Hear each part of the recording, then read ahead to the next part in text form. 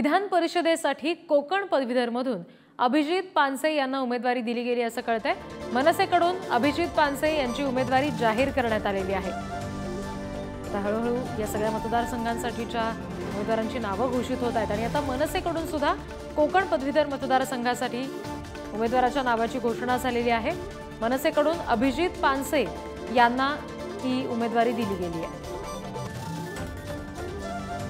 कोकण पदवीधर मतदारसंघासाठी अर्थात अभिजित पानसे यांना मनसेनं उमेदवारी जाहीर केलेली आहे। विधान परिषदेसाठी कोकण पदवीधरमधून अभिजित पानसे हे महाराष्ट्र नवनिर्माण सेनेचे उमेदवार असतील।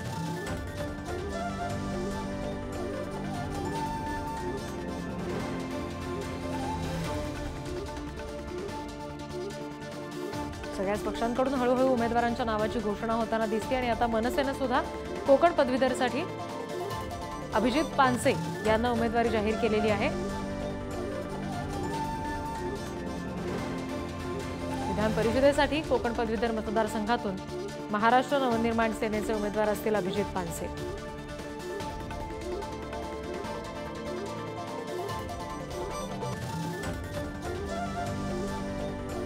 हळूहळू इतरही सगळ्या पक्षांकडून उमेदवारांच्या नावाची घोषणा होईल।